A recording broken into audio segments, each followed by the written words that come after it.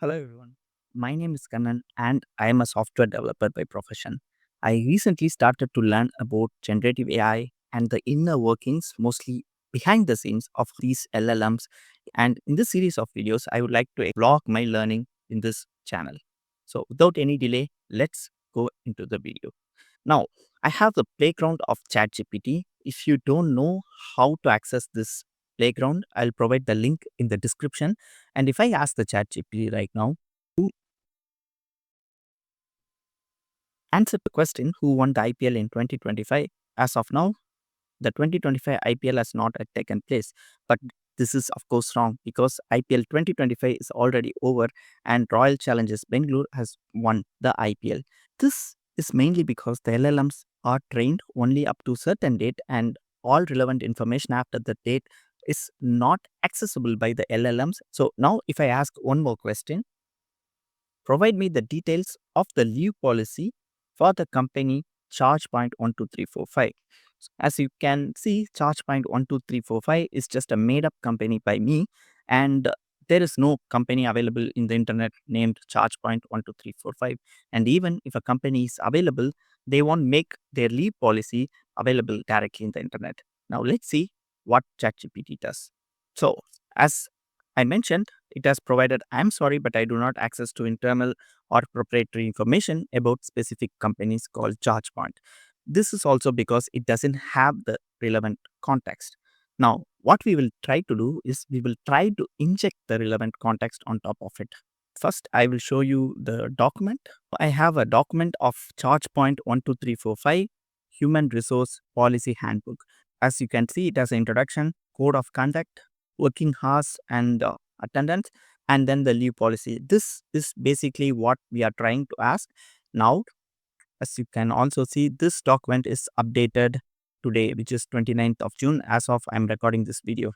Now, let's try to access this document. I'll upload this document. And now, again, if I ask the question,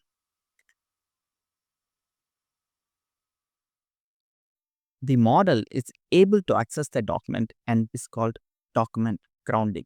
That means we are providing the relevant information or the context for the chat GPT so that it can reach the document with our question and try to identify the exact answer. Now, let's try to do the same. We'll try to upload the document by setting the context to the model. So I'll go here and try to upload the document. And then we also set some system instructions. Keep each answers concise, so maximum of 2 lines and under 50 words. Keep the tone highly professional, and if there are questions that is not covered in the uploaded document, you should respond with, "Thanks for asking, but I am not trying to answer your question." So let's try to ask the same question now. As you can see, the model has retrieved the data from our document and it just answered it in 2 lines under 50 words. This is one of the restriction which we have provided.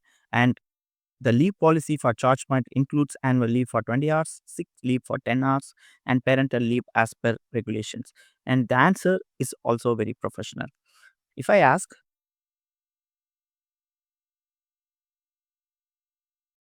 since it doesn't have the context for 2025, let me ask 2023. Thanks for asking, but I am not trained to answer your questions. So, as you see, these are the guardrails that has been set up. This makes a valuable use case for creating a chatbot for the enterprise by uploading the documents. But the biggest problem with the enterprise is that they don't have one document. They'll have hundreds or millions of documents sometimes, and they have many structured and unstructured data. For example, they have a structured data in their ERP system, which is in the format of table, and large number of unstructured data like PDFs, images, Word documents, SharePoint resources, and so on. And all these data has to be fed to the model and so that the employees can ask questions on that model. This makes it difficult. And this problem can be solved with RAG. Let's see that in detail. This is the scenario we saw. We just upload a document to the ChatGPT, and ChatGPT uses something called context window processing.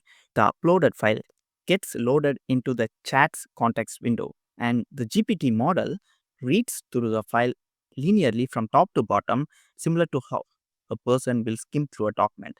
And finally, when you ask a question, it goes into the document, look line by line for every single information, and when it finds a relevant information, it will provide answer.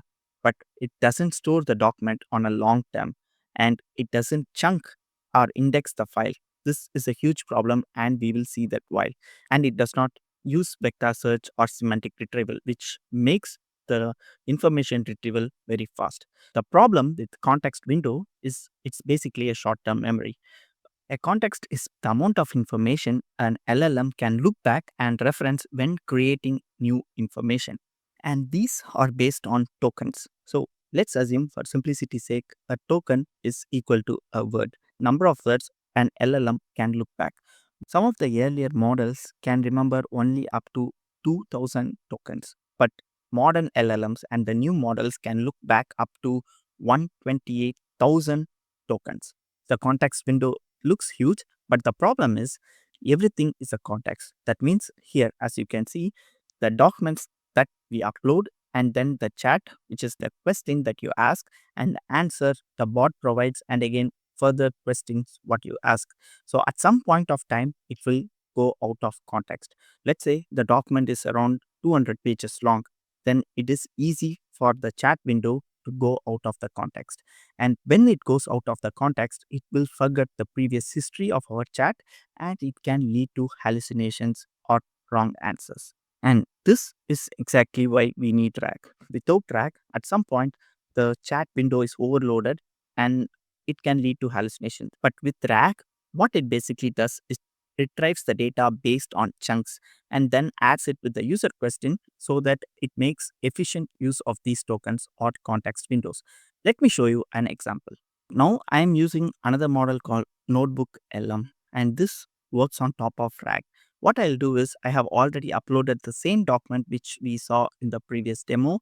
Now I will ask the same question here and it provides the answer. This is the chunk it is referring to.